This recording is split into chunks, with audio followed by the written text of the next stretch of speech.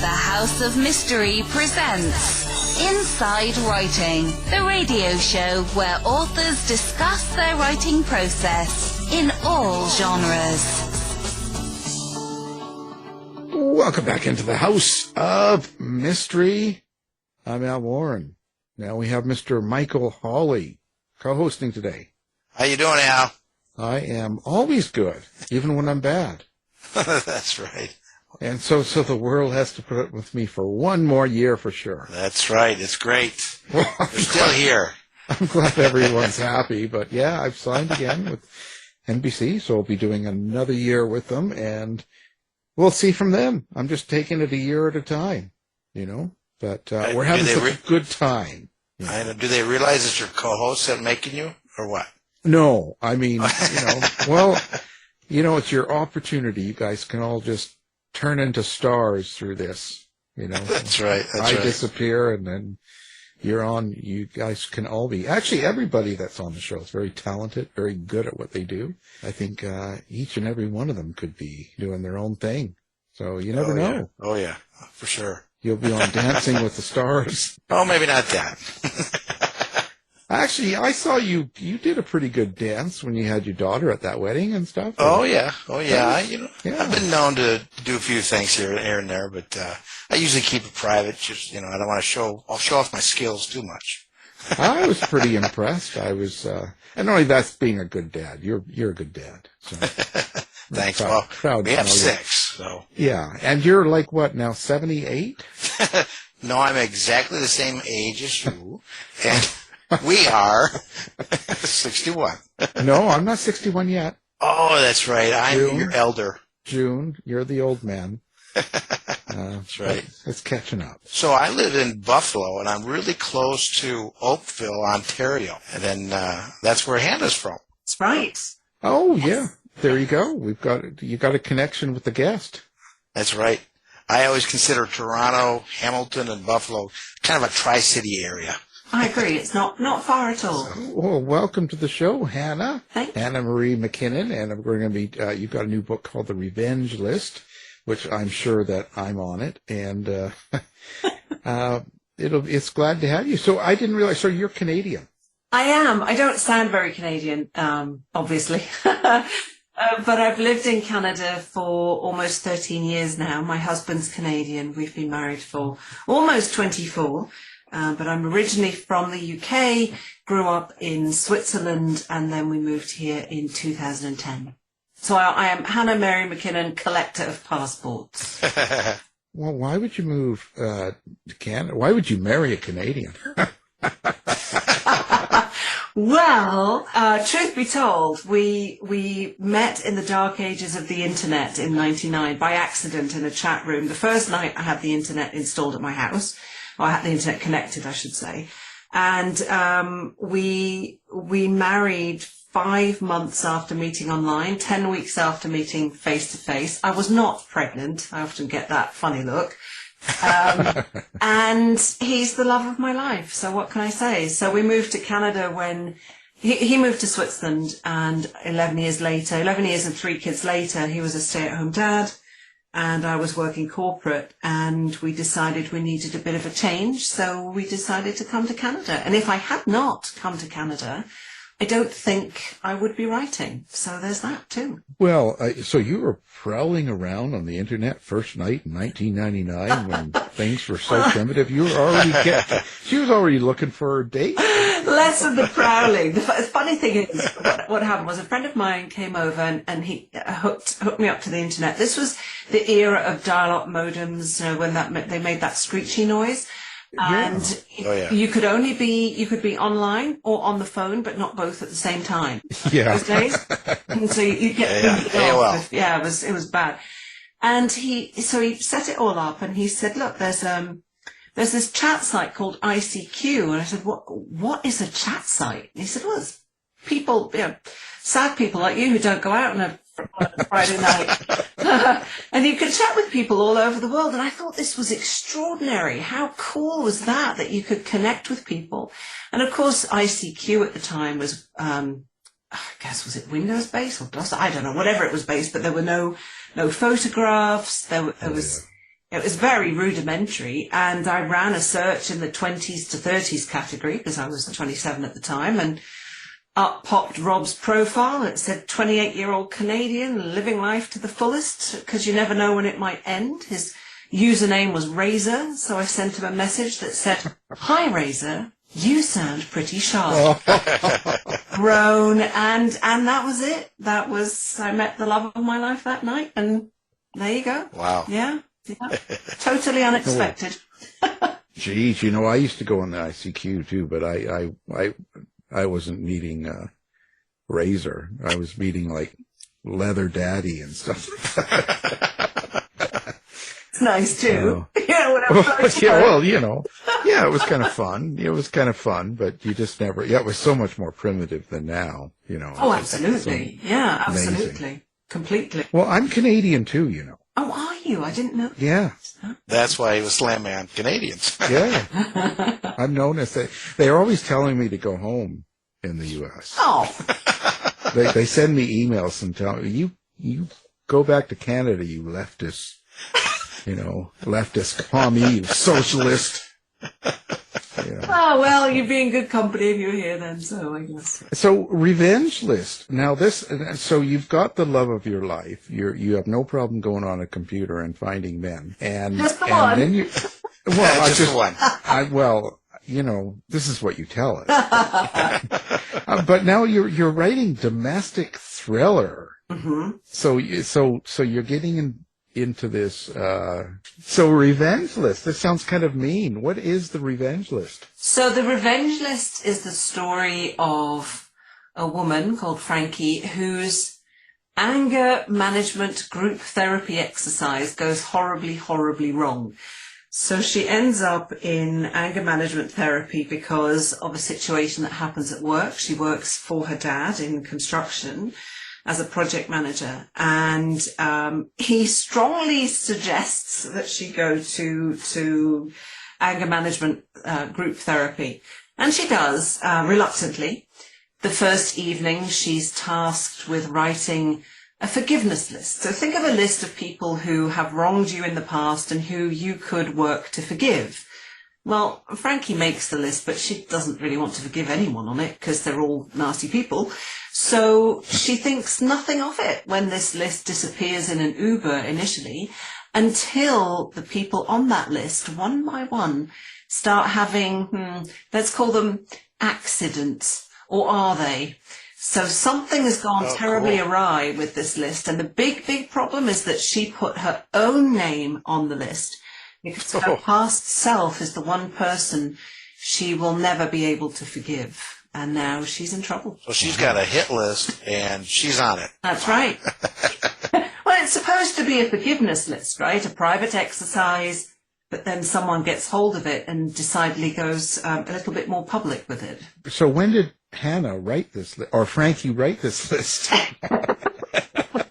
So I wrote the book last year, and it's quite funny. I was asked earlier today how I came up with the idea. Normally I can pinpoint a news article or something I heard on the radio or something that sparks an idea. But with the Revenge List, it was a little bit different because I had an idea for a book that I thought was really cool. And my agent thought it was really cool. And we sent one paragraph, I think a 2-page outline to my editor. And she said, I kind of like it, but I'm not sure it's high concept enough. And what else have you got? So I thought, okay, I've got something else in my back pocket. What about this one? And we did that 3 times. And each time my editor said, I don't know, not quite. That doesn't feel right. What else have you got? And she said with the last one, the idea is that they're good, but they just feel too quiet. And I remember sitting in my back garden thinking, too quiet? I'll give you too quiet. And then this angry character, Frankie, just popped into my mind. And I thought, wow, what would you do if you had an anger management therapy exercise that just went horribly wrong? Because you've got a bunch of angry people in the same room. So what would that look like? What could happen? How bad could that get? And that was it. I was off, and everybody agreed that they liked the idea, and here we are. Is your editor on that list, or? Oh, she's lovely, and she was right. She was absolutely right. So yes, I didn't write it a year ago. I wrote it. When did I write it? 2 years ago. I started because I handed it in. Always hand it in a year before it publishes. So you were COVID angry. But would you believe I have had? Now let me see. Sister Dear published in 2020, so that was my first pandemic release, but not written during the pandemic. Then there was You Will Remember Me, that was written pre-pandemic, but published in 2021. Then there was Never Coming Home that I wrote. That was my pure pandemic book, written in 2020, published in 2022. So The Revenge List is, this is another, it's not it doesn't feel like a pandemic release though, because things have more or less gone back to normal, for which I'm very grateful. So I don't think there was any, maybe a little bit, but we come out of lockdowns. I think things were more or less getting back to normal slowly. Right. I'm not an angry person. I just enjoyed writing an angry character. You weren't driving around with a big semi truck and flags on and all that stuff. No, I was not. No. Oh, I just want to make sure. No, I get my frustrations out on the page. That's why I think murder, mystery, or crime writers are such lovely people, because we just get all of our grudges out on the page if we have any. Do you find yourself creating characters or having characters in your books that are kind of derived from people you've run across in your life that maybe aren't so nice? Generally not, no. I think in my first book, which was a rom-com, funnily enough, a romantic comedy, that one I pulled probably more from my, although it's Groundhog Day meets Sliding Doors, so there's a paranormal aspect. So obviously I didn't go through a Groundhog Day experience.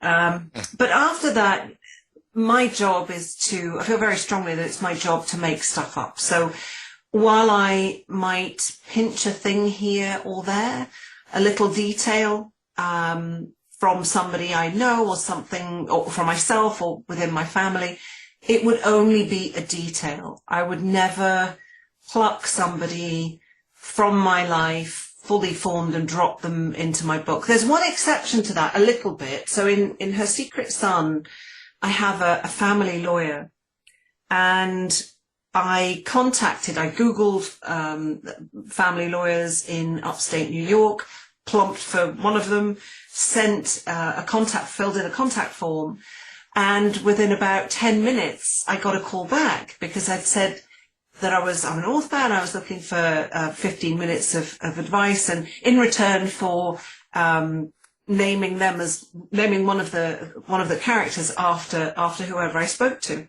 And one of the partners called me within about 10 minutes, no word of a lie. He called me back and he said, I see every contact form that comes in. And as soon as I saw yours, I said, stop touching that contact form. That one's mine. I want that one. And he called me, and his name was Harlan Gingold, which is the most perfect name for this character. So, of course, the lawyer in the book is wonderful, which Mr. Gingold, the real Mr. Gingold was too. So I took a couple of his traits. But other than that, no, I love making stuff up. That's what I'm paid to do. That's my job. So I don't go around looking at people thinking, oh, I'm going to put you in my book. Yeah. Someone doesn't cut you off in traffic and you put them in and kill them in your book. No, definitely not. And no, definitely not. And hey, maybe if they cut me off in traffic, they've got something more urgent to do than I do, so it happens. Oh, you see, you're far too nice. Well. And so that's curious to being far too nice and dealing with anger like that. You must have had to get your rage out.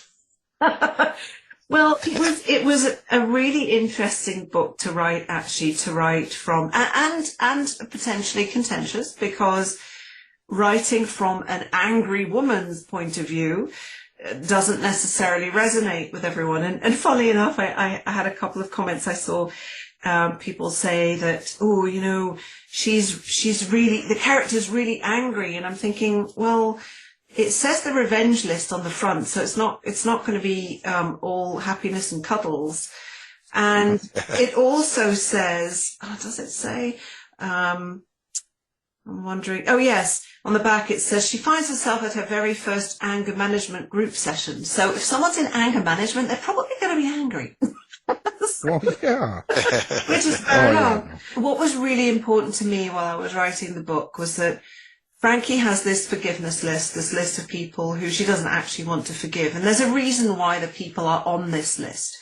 So I took a lot of time thinking about the circumstances, her past, and why she would write these names, so that the reader understands why she is the way she is and how she has become the way she is and why she makes potentially some not brilliant choices throughout the story. So when I have, oh gosh, I hate the term unlikable character, but if I have a character that's maybe not the best or behaves in the best way, for me, it's really important that the readers understand why, because I think you have a lot more leeway with readers when they know and understand the reason why the characters are doing things and saying things that they're doing and saying. Well, I think that's important, and especially when someone is angry, or they're doing bad things, or they're thinking bad things, or it's important because quite often those characters believe in what they're doing is the right thing to do. So you got to have people help them understand why they think that or why they're in that place. Because too often when it doesn't happen with a character, you just think they're insane because there's no detail. You don't know why they're driven. Exactly. Exactly. Yeah. And I think, so last year's book, Never Coming Home, is written from the bad guy's point of view. And you know right from the beginning, even said on the back of the book, the line on the back is missing wife, happy life. So that sets the tone of the book, which I actually floated as a joke, and everybody at the publisher loved it, and it ended up on the back of the book. And that, it sets the tone. It's supposed to be wry and funny, even though it's crime fiction. But it's a big ask for me to ask my readers, hey, come along for the ride. And come along with Lucas, who has hired a hitman on the dark web to kill his very rich but equally annoying wife. Equally so, it's a big ask to say to a reader, come along for the ride with Frankie on the revenge list. By the way, she's not angry throughout 360 pages. That would be exhausting for her, me, and the reader. But there are bouts. It does flare up.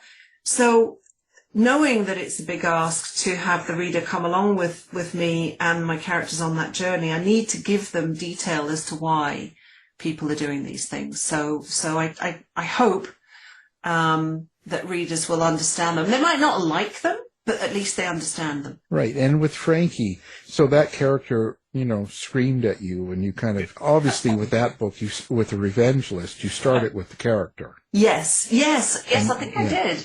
Yeah, that's a character in the situation, yes. Right.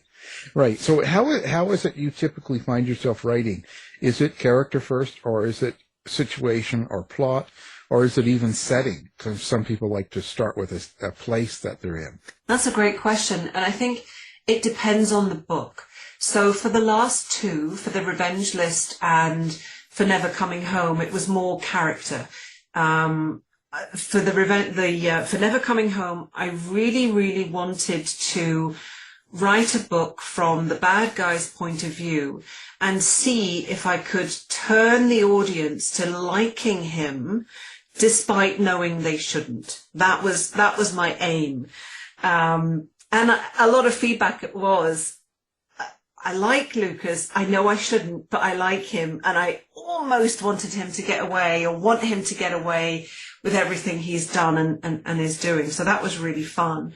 And with Frankie, it was as I mentioned, the character really, and immediately thereafter the situation.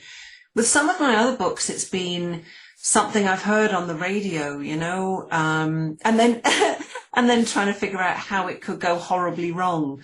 So it really, The Neighbours, I'm just thinking of that one because of where I'm sitting.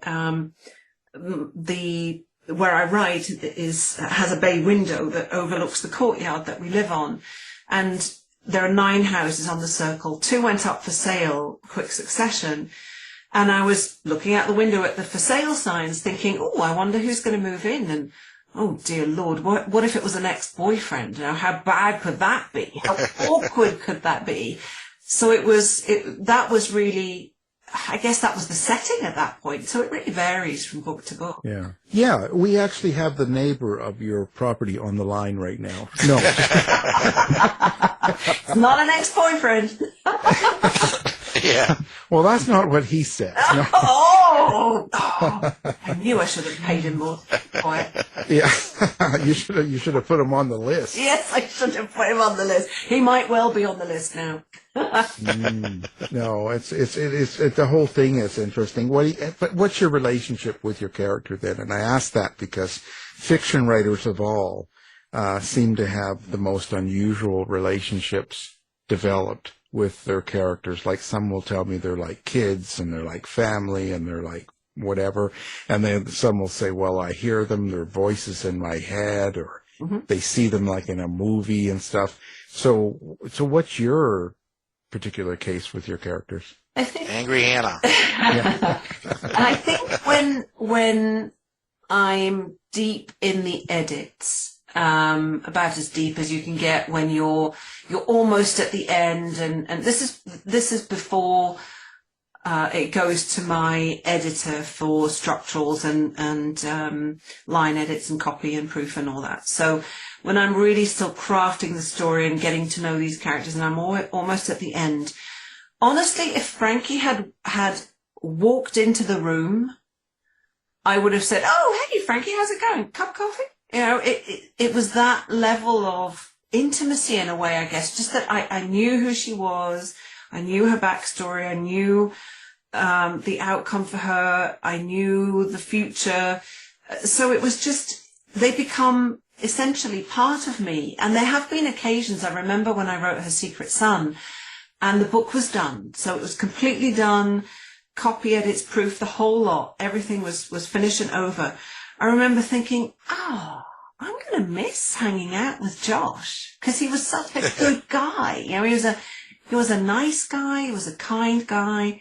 And in The Neighbours, I felt really bad for Nate, one of the main characters, because I put him through hell and back. And I felt guilty. I felt guilty that I made these things happen to him. So they become a large part of me, I guess. And yeah, I talk to them. I have conversations with them. Or I hear the characters having conversations with one another, and I'm observing. So that makes me sound really odd, but I promise. Yeah. Do they let you drive?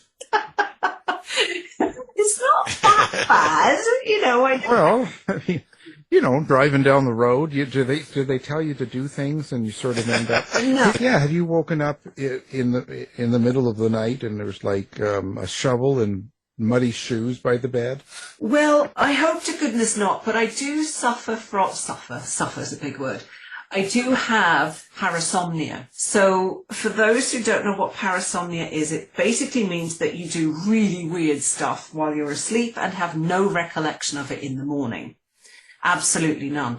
And the way a sleep study doctor explained it to me, he sat me down and he said, okay, you have parasomnia. I said, what's that? And he said, okay, basically you're like a whale. And I said, hang on a minute, that's a bit rude. He said, okay, like an albatross then, if that's any better. So, you know how whales and albatross can swim and fly? They basically shut half of their brain off. Half of the brain is still swimming or flying in the case of the bird, and the other half is asleep. And he said, that's essentially what happens to you. And I have never played a round of golf in my life, apart from mini golf, which doesn't really count, I think. But there was one night, allegedly, because I always wonder if they're just winding me up, but allegedly I was out of bed, standing in the middle of the room in my pajamas with my eyes open, and this is the freaky part, with my eyes open with an invisible golf club in my hand, having shouted 4, and I was now looking for the golf ball. So it's very weird. And I have been known to do some really weird stuff. Shouting and screaming. And that's also when things are getting really intense in my books, I think. that I'm now dreaming about the books to the extent, or working on the books in my sleep to the extent that I don't know, maybe I'm acting out scenes or something. I don't know, it's very weird. But shovels and bin bags and stuff and duct tape, no, thank goodness. Can we have proof of life of your husband? Or? He's fine, I promise. It's just making dinner, actually.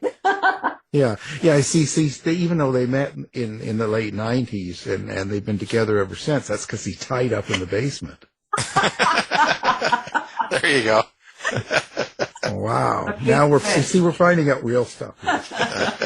So Hannah, I have a question about how about research? Do you go into a lot of research when you start writing something like this? Yeah, so I do.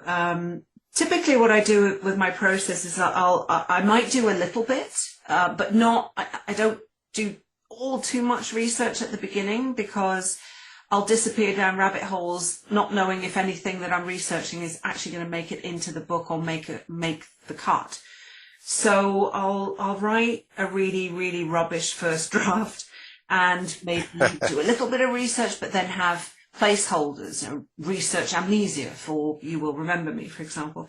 And for the Revenge List specifically, I was asked today if I went to an anger management session just to have a look, and the answer is no. I wouldn't have done that. I wouldn't have invaded people's privacy just being there for research. But I did speak to a number of psychologists to make sure that I got the anger management therapy exercise scenes right.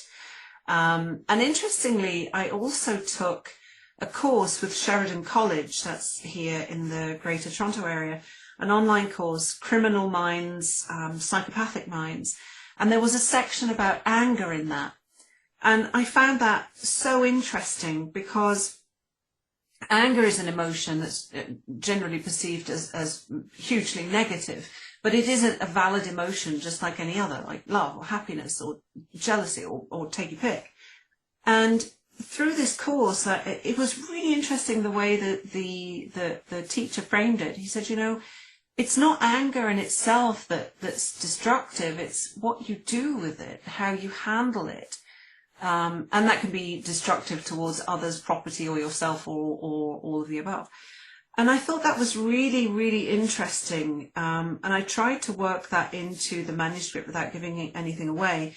There's a situation for Frankie where her anger is actually helpful, which one might not have expected as she's in anger management therapy. So that was really interesting. And taking the course, what was funny was I came up with the idea for the Revenge List before I took the course. And I guess it was serendipitous. It just worked out that way. Do you consciously think about how you write, let's say, violence and sex on the page in your book? I do. So I don't. I think I had more sex in my first couple of books than I do now. And it's not that I'm averse to it. It's just that I'll put in whatever the story needs. And in the Revenge List, I don't think. No, there isn't any because it didn't call for it. There's maybe a hint of it in Never Coming Home, but it didn't. The sex scenes weren't required. And in terms of violence, I don't write gore. I just don't. I don't particularly enjoy reading or watching gore. So I tend not to write it either. So there's some. I mean, Frankie gets into some sticky situations where there's a bit of violence, but it's never extreme or gory. So I'm quite basically I would write what I would like to read, the way I would like to read it. I think that's probably how I approach it. It's always more fun doing it anyway. I'll pass on the violence part. Yeah. The violence and gore are much more fun in real life than just writing it, So what is the meaning when you put a book together? And I mean, obviously you come up with a character and all of a sudden there's the story and the setting and all that stuff. But at the end of the book, someone goes out and buys, let's say, the Revenge List, and they read it. And besides the entertainment part of it that you've done, Is there something else you want people to understand or get or take away from that book? Generally, I always say that I write to entertain. I don't typically think, I want to address this issue through my book. I want people to learn this through my book. Although I guess with the Revenge List, if people read it, they might think about their own anger, how they approach their own anger, or hold grudges, for example. Is it healthy? Can I let stuff go? But there isn't always a meaning like that in my books. I mean, take Never Coming Home. What was the meaning of that one? Do a better job hiring a hitman on the dark web to take out your enemy. No, I don't think so. Well, that's pretty important. In next year's book, I have a thriller that's about the rise and demise of an all-female pop rock group. I should say the rise and violent demise, because things don't go well. And I think that one's probably got the strongest undercurrent of a message in all of my books, which really is about fame and social media and how that affects us. Right. But I don't typically think, I'm going to educate people through my book about this. No. But sometimes it comes organically, right? Yes. Like you're not sitting there consciously going, well, this is an important topic, and I think this is important, and we have to talk about this. But sometimes you're just writing a story, and at the end of it, organically, something's come out of it that's kind of, wow, and that really means something. Sometimes it's also the readers that will say, I read your book, and this is how it impacted me. Which I find so interesting, because everybody who picks up a book, whether it's mine or yours or anybody else's, they bring their own backstory to the pages, and they will read it with their own experiences in mind, and it might resonate with them, it might not. They might have a really strong reaction to it, they might not, and it can be good or bad, or indifferent. So there's that to consider as well. I think sometimes it's readers in their reviews. They'll say, I read this book and this is how it affected me, and I'll think, oh wow, gosh, that's so interesting, because that wasn't even top of mind when I wrote it, but I can see how that would work. Yeah.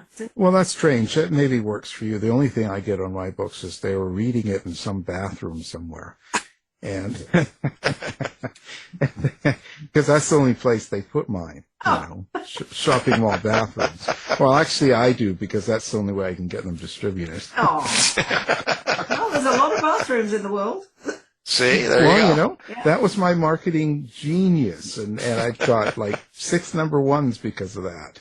I went to every bathroom in the country. Yeah, true crapper book. That's right. Yeah, true. Well, how does each book affect and change you, Bud? Now that's the key here, because now we can talk about how readers can spot things and sometimes get things out that you didn't even realize were in there. But what about you yourself? So each time you complete a book, like let's say we can go to the Revenge List, you finished it, you get it in, and now it's come out. Where are you? Like what's changed about you? With the Revenge List in particular? Yeah, that's a good start. That's a really good question. I'm not sure. That's why I'm on NBC. Yeah. That's right. Yeah, absolutely. How has that changed me? I think. Well, and it can go in different ways, because quite often, when you see, because even for myself, and I know Michael knows this, when you go through the process of a book, there's the research part, then there's the painstaking trying to write the dialogue and trying to get the story. It's quite a process, just the whole thing. Yes. And not even the editorial part, but just when you're going through the process of putting it on to the paper. And you go through emotions while you're doing this. Yes. Not always happy. Yes. And so when you go all through that, you also learn something each time you do a book. I find there's always something I take away from a book where the next book is going to take advantage of what I've done in this book. So whatever you went through in the revenge list usually sets you up so that the next book you do will actually be different because of the revenge list. Yes, that's true. I think what happened with this one, as I was brainstorming the plot and bouncing things around, I'm a heavy plotter anyway, but I went even more detailed, and I was able to write the book quite quickly. And Never Coming Home was pretty quick too. The revenge list was pretty quick, and I thought, okay, one was a fluke, two, coincidence. Can I do that again? And I have. So I think with each book, I've learned to trust my instincts and my process and my writing that little bit more. And if I feel a scene isn't working, even though I've plotted it out and it's not working or whatever, I might just skip ahead, which is what I always advise people to skip ahead if you know what happens next. Even if it's the end, who cares? It doesn't have to be written in the same linear fashion it's read. And from that perspective, from a technical perspective, that would be my answer. And then otherwise, I think in conjunction with the course that I took about criminal minds, psychopathic minds, I think it made me more empathetic, actually, towards people who might have who are dealing with anger, might have anger issues. As I mentioned, if somebody cuts me off in traffic, well, it could be their kid's really sick, or they've just received a really devastating phone call that I know absolutely nothing about. So them cutting me off is probably not personal. It might be, it's not personal because I don't know who I am, so it's never personal. So I think it's probably the revenge list, funnily enough, writing about anger made me more empathetic toward it. Right. I think that's important. I think in a sense that I think what happens to all of us as we write is we learn something about our own feelings as we're putting stuff on, even if it's for other people. You force your own mind to go through some of these things. Yes. And I think that brings out feelings that we might not have understood or realized we had. Yes, agreed. That's like when I plagiarize Al's books and he doesn't know about it yet. What happens? It makes me feel a lot. Oh, am I talking out loud? Oh, there you go. You see, I put him on the revenge list here. There you go. Don't make revenge lists, people. It's not helpful. Don't do it. See, there's the meaning. See, that's you it. got the subtext right there. I gotta get to my class, my revenge class. Yeah, your revenge class. He's giving them. Well, so what makes a good book for Hannah? Like when you're on the reading side of it, like what keeps you reading a book, and sometimes even more than once? Do you know what? I really like books, obviously, the classic stuff that make you turn the pages and whatnot, for sure. I like books, especially in thrillers, that still have an element of humour. Could just be a few one-liners or whatever. That I really find enjoyable. I like quirky characters, I like also reading from the bad person's perspective. I think that's really interesting. Have you with these books you've written, and maybe not any of these, but maybe there were some others that haven't come out. But have you ever been in the middle of a story or writing a story where all of a sudden, halfway through it, you just don't know where to go? You just can't finish it? Typically not, because I plot so heavily. So when I plot, the first thing, other than character and whose story is this, is the situation. Where are they? Who's the main character? Where are they physically, geographically, and mentally, really, at the beginning, and equally so, where are they at the end? So I'll have my two anchor points. I'll have my beginning, I'll have my end. Everything else is really fuzzy and has got to be filled in. But I find it very difficult to even plot if I don't know or think I know, because things shift as I plot and I write, what is going to happen to these people at the end. So I might I might be writing a scene and think, oh, I'm just not feeling this scene. There's just something, it's not working. I don't know why. But I know what happens in the next chapter or the one after because I've plotted it out. So I'll go and write that, and then I'll either come and work on what's not working or change it altogether, but it'll still mesh in with probably mostly 90% or whatever. I might have to make a few adjustments to the other stuff I've written. But I plot beforehand. I don't plot on the page. I find it extraordinary.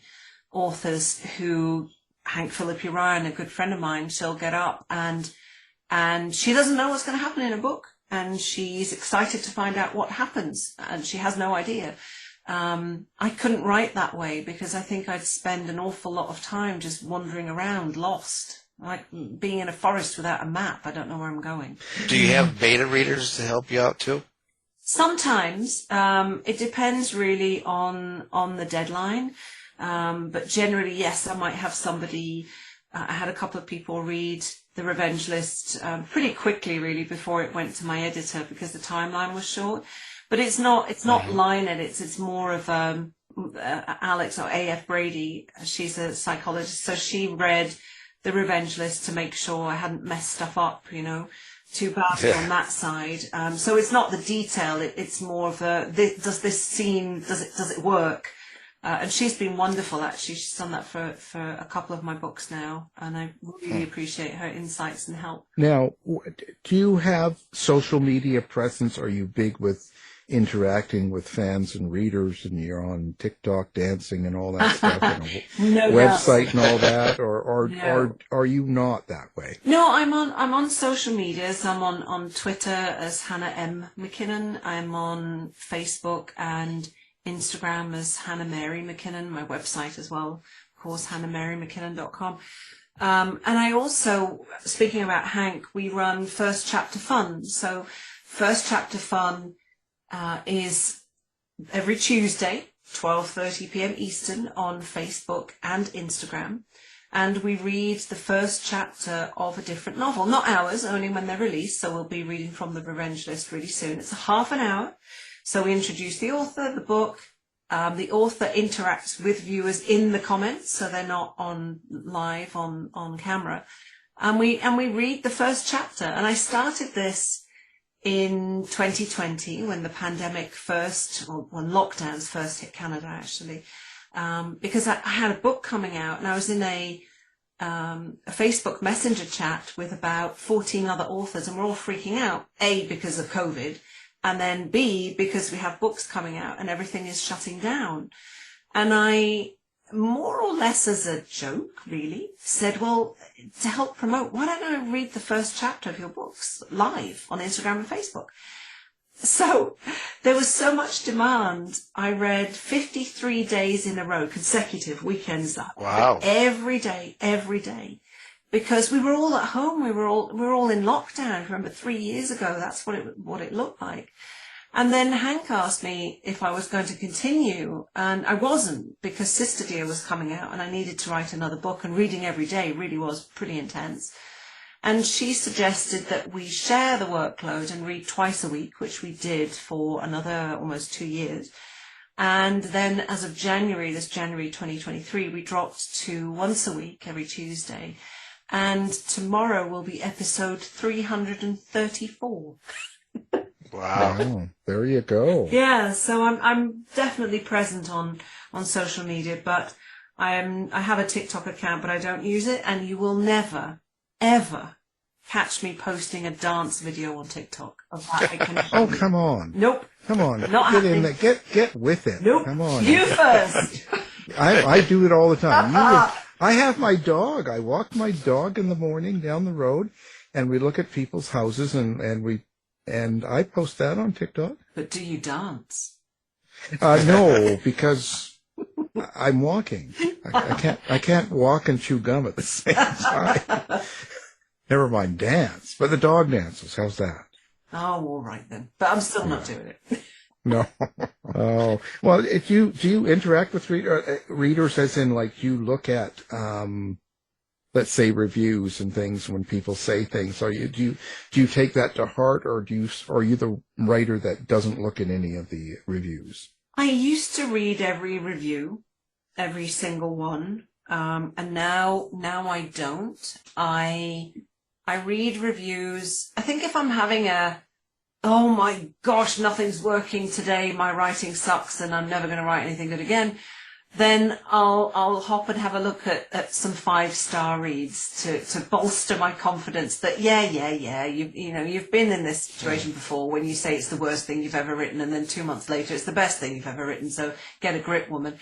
But I don't go and read, the 1 stars and 2 stars, because I write books and people read my work, and some people like it, some people don't, and some are indifferent. And when I read books, I'm the same. I don't like every book I read. I don't enjoy every movie or TV show I watch. I don't like every song I hear. Why would it be any different for my novels? Having said that, I don't really need to go and read about how people hate my stuff. Right. Well, I always hunt them down myself. Well, they might end up on my list, see. So, yes. It's for their own protection, really. Witness protection. Well, that's just crazy. So what's next? Where are you going now? After the revenge list and that's all done, so what is Hannah going to be up to? Well, I have a romantic comedy, a holiday romantic comedy publishing in September as Holly Cassidy. So not as Hannah Mary McKinnon, because that would be really confusing, because it's a very sweet, light-hearted rom-com set in Maple Falls, which is a fictional town in Colorado. It's a lovers, enemies to lovers. Should it actually be lovers to enemies? That might be fun. But it's an enemies to lovers story just for the holidays, for Christmas. So that's September 26th, but as Holly Cassidy. And then I have my rise and violent demise of the all-female pop rock group story. Don't have a title yet for that one, but I suspect that will publish in the spring of 2024. That one's done. Line edits are done. I'm just working on a couple of behind-the-scenes things, and so now I'm working on my rom-com for 2024 and thinking about the plot for the thriller after the pop rock one. So never a dull moment. No. Sounds like it. I'm sure the Spice Girls will be happy. Actually, I mentioned the Spice Girls, funnily enough. I do mention them in the pop rock one. That's the first group I think about when you say all female. And I should think there's others for sure, but that's just for some reason the Spice Girls come to my mind. Yeah, I guess they're more pop than rock, but there's a brilliant band called The Beaches, from The Beaches in the Toronto area, and they're all female. You've got the Bangles, from the 80s. Yeah, oh yeah, and there's the Go-Go's, and there was tons of female bands and performers, but I just think of the Spice Girls for some reason. Yeah, definitely. Well, they were the epitome of cool in the mid-90s. Yeah, that's my time, right? The 90s. It's all past now, so it just doesn't matter. Really appreciate you coming on the show. Thank you. It's been a very good conversation, and we enjoyed having you, and hopefully you come back, maybe as Holly.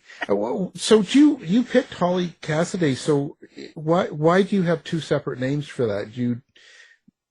Is there a particular method to your badness there? Yeah, there is actually. So we wanted to have 2 distinct names, because otherwise, if people see this cutesy cover with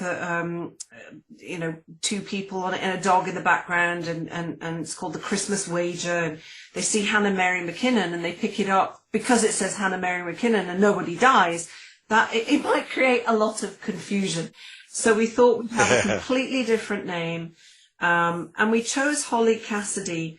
I was going to go for something HMM to keep the Hannah Mary McKinnon, but we decided that we'd have 2 names, and we, with the publisher, and we really liked Holly, and Cassidy came up as well. And if anyone sees my photograph, this is the logic behind it. Holly, because, well, it's very festive, it's very Christmassy. Cassidy actually means curly-headed. And if anyone sees my profile picture, they'll know why. And HC is Happy Christmas. So it all tied in beautifully. Wow. Okay. Yeah. That's great. Yeah, it's a lot of fun. It counterbalances. What was really funny after I'd finished writing the Christmas wager, and people fall in love, and there's a happily ever after, and all that. I was really ready to kill off some fictional people. Yeah. You can only take so much of that nice stuff. The Hannah Mary comes out. Yes. Yeah, exactly. My alter ego. She's saying, "Okay, let's kill all of the people in the pop rock group or whatever." So, and actually, that one's probably my darkest, the pop rock group one. So, no coincidence, probably. Oh, well, that's good. I think that I think it's a good idea. I'm considering that with my fiction stuff being a different vein than my true crime. I just and nonfiction. Something that's been on my mind as I'm working through this right now. So anyway, I think it's interesting to have it's challenging, of course, but I found that it gives me, especially when I write the darker stuff and darker characters, and then I switch to a rom-com. It's just it makes me laugh, and it's fun, and it's happy, and then I can go back to writing crime. So it's turned out to be a really good balance. So I highly recommend it. Yeah. My fiction and nonfiction are both death and destruction, so it's my name. Yeah, he's just pure evil. So.